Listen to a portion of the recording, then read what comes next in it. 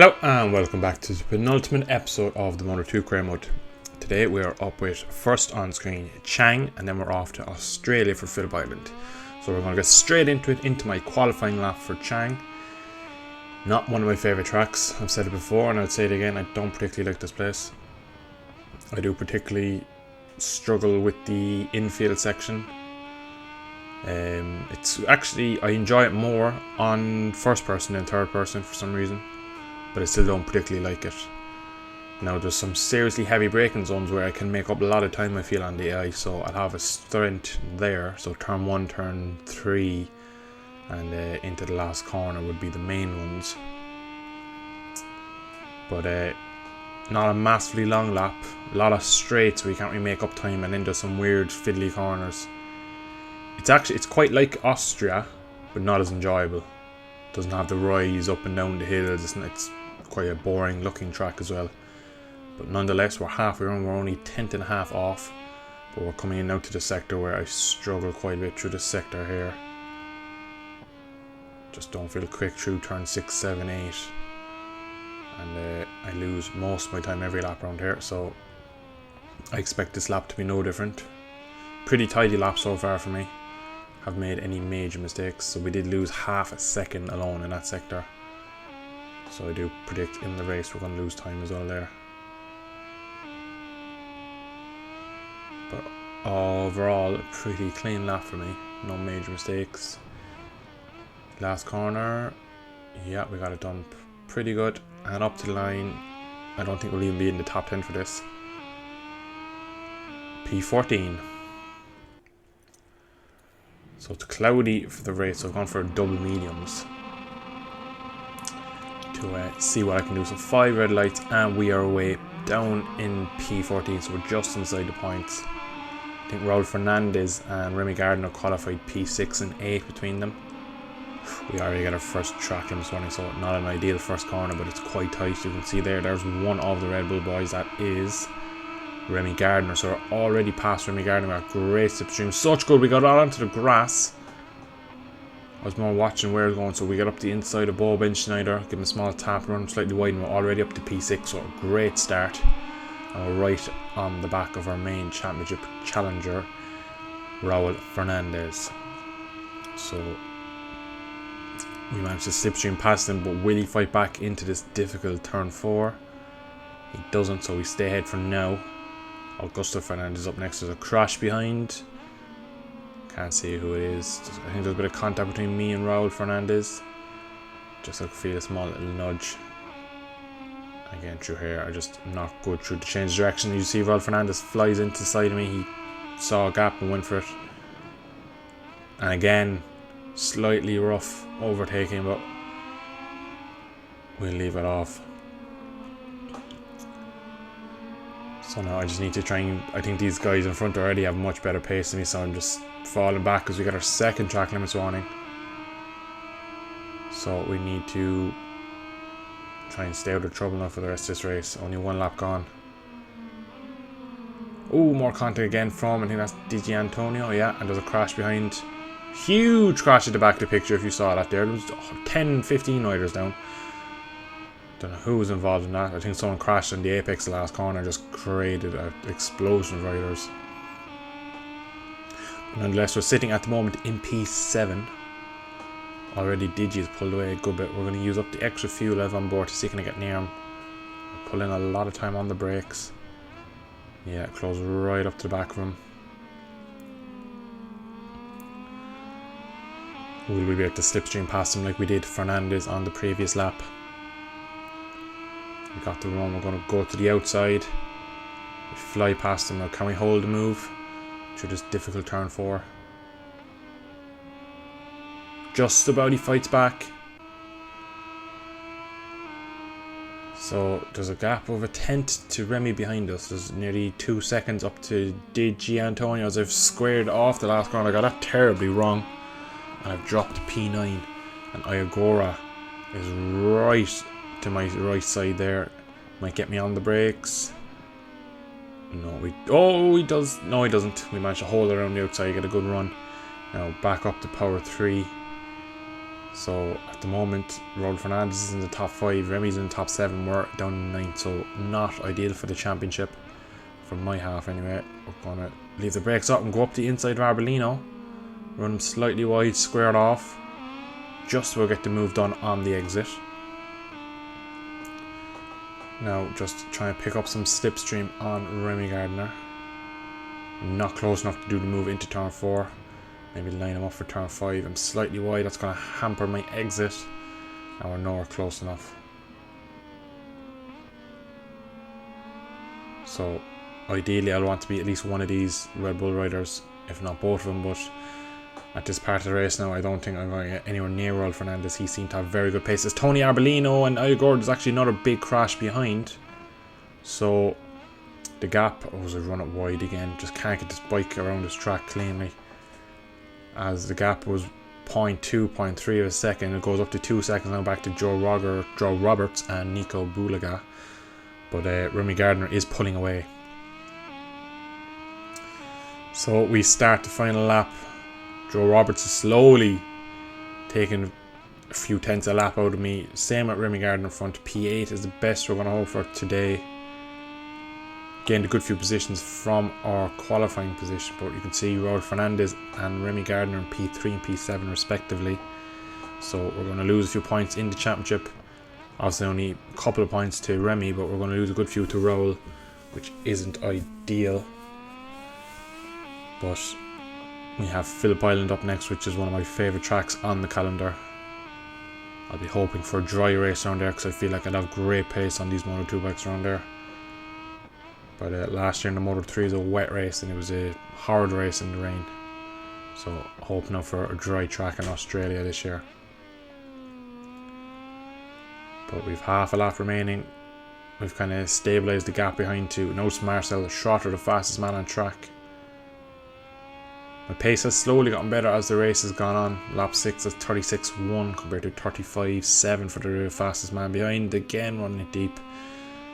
He's under a second now, but there's only 3 corners remaining. So we should be able to hold out.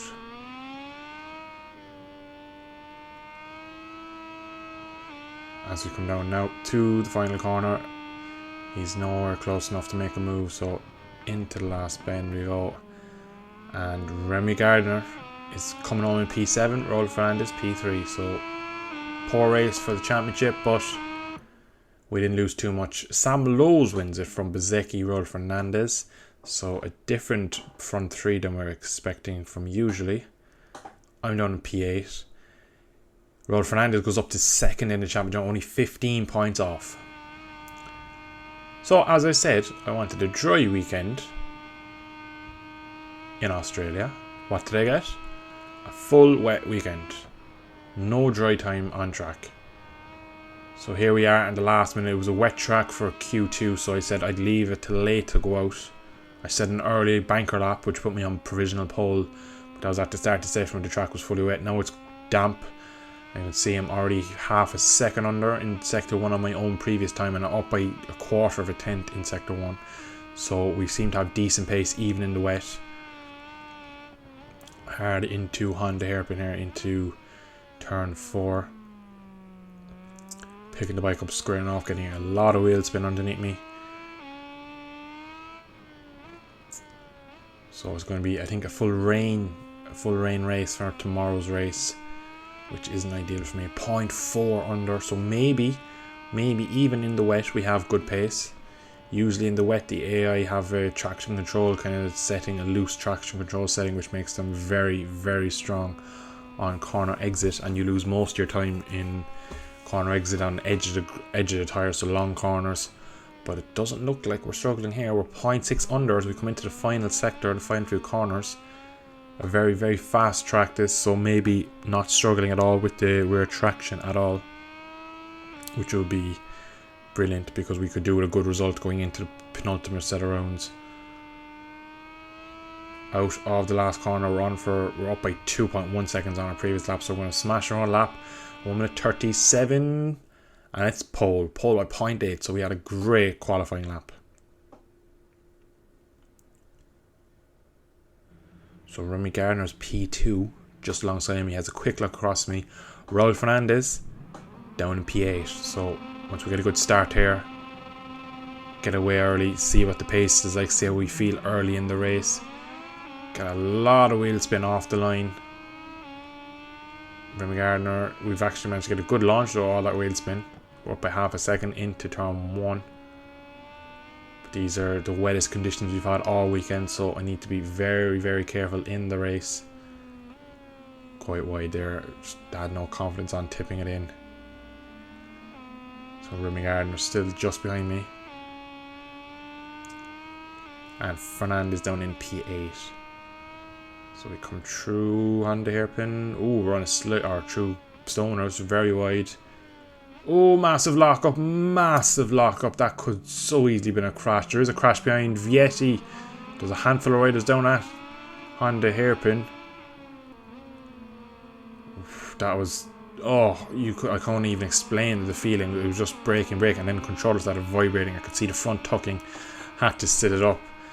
Now that has the crash behind has brought Raul Fernandez up a few positions, so that's not great for our championship position. We're going to go for the attack into Lukey Heights. No, we're not. We think better of it. As we touch the car, we're having an absolute crazy opening lap here in Phillip Island. Very, very entertaining lap. So we're back down to P4 from pole, almost crashing twice. So we need to get into a bit of a rhythm and just start to settle ourselves into these conditions. Sam Lowe's and Shorter just ahead of me. I go for a wide sweeping line to see can I get him down into turn 1. Okay, great drive, got a bit of slipstream from Sam Lowe's. P2. So once again we get a great exit on Remy Gardner. We fly past him into Stoner Corner. Out of turn 2. Oh, again we're just wide. We just lose the front every time we go through Stoners. But we managed to just about get it stopped. So now, do we have the pace to pull away? We have already pulled 4/10 out of him in the first couple of corners. The question is now, what can I do by the end of the lap? 9 laps around here, so there's a plenty laps left. But yeah, the gap seems to be growing every corner, so this looks promising. The conditions don't actually feel too bad now that I've had a lap or two of them. See, there's a bit of a gap growing. Not too bad.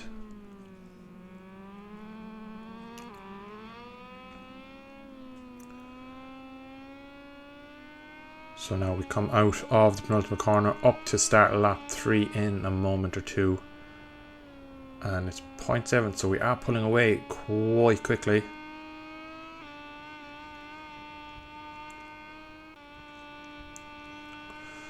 So we start the penultimate lap. Now we have the fastest lap of the race. We're leading by almost 10 seconds. We've had serious pace in the wet.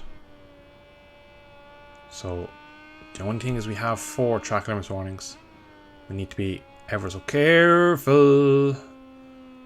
Rear end off throttle came around so easily. Could have been high-sided there.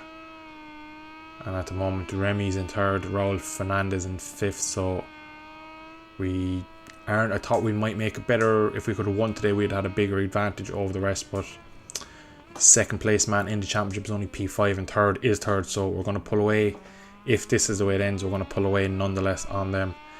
And coming into the penultimate round at Sepang, we'll have a close to a 20-25 point lead around that, so it could be a case of if we beat the IO boys in Sepang, we could be world champion. Just as we did last year in the Moto3, we won it in Sepang, and we didn't have to go to the final round to win it. We didn't qualify, didn't do any practice, just went out in the race, last place, and we won it from last. It was a crazy race, so many overtakes. I think I passed Pedro Costa on the last lap. Crazy lap. But not over yet. I still need to have 1 lap left here. And once I have that lap done, then I can worry about what's coming ahead in Sepang. Almost 11 seconds to the leaders, or to the back from me to second place even. Now the last lap, I'm just going to take it steady. I still have them 4 warnings. Even though I have so much time, I could do it. Oh, the rear end again just wants to come around. I'll have to just take this lap quite gingerly, even though I'm actually going faster than I have been through sector 1, but I am going to roll off as we come into Honda hairpin for the final time. It's a long time ago now since lap 1 when we had that massive moment, locking the front and having a big moment running off track. Ooh, once again, I'm not making this easy. The bike is protesting, the tyres are shot, and the bike is making all sorts of shapes. As Boben Schneider has crashed. I saw a crash in the middle of the screen there, and I thought it was Raul Fernandez because he was behind him, I reckon. But yeah, even though I said I'm going to take it handy this lap, I'm only a 10th off my personal best. So riding at 99% instead of 100. Oh, we have a huge moment coming out, and that's completely thrown our line off coming out of MG. Keeping it lit the whole time, drifting it out of the penultimate corner as we come in now to the final corner. We've had a masterclass here in Phillip Island in the rain. I'm going to pull a big long wheelie down the straight, celebrating, and that's victory in Australia.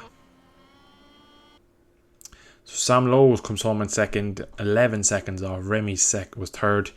Now we come into the penultimate round with 28-point lead. If we lose less than 3 points to Remy Gardner and 4 to Raul Fernandez, we will be champion going into Valencia.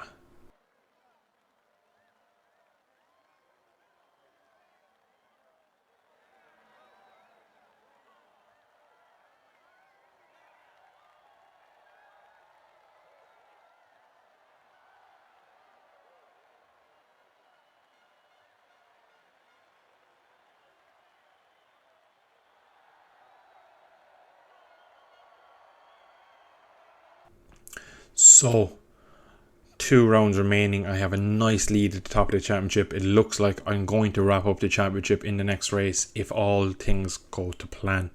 So I'm going to leave it here for today's video. I'll have the next episode up tomorrow. The final episode, I'll have it out before F1 2021. So we'll be moving up to MotoGP regardless if we're champion or not. But let's hope Sepang will give us another good luck. We won the championship there last year. Can we do it again a year later in Moto 2? I'm going to try my best. I'm in a great position, but we'll see. You never know. Anyway, if you liked it, please like and subscribe. I'll have another video, like I said, up tomorrow with the penultimate round and the final round. Thanks for watching, and I'll see you then.